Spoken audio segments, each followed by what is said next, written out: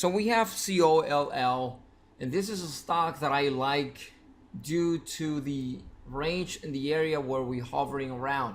We're finding support here close to 1029. This is the area where we found support last time.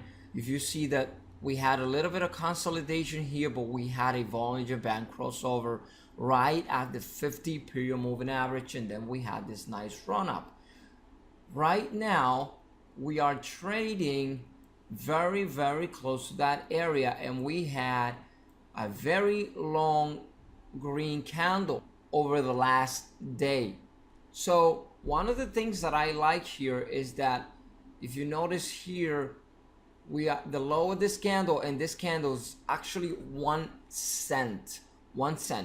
What I like about this is it looks like a bullish engulfing candlestick formation. So I will be keeping a watch on this particular stock over the next couple of days. Again, the reason is because of the formation of the candles and the fact that we found support back here over almost 2 years ago. So we are actually due for a reversal already.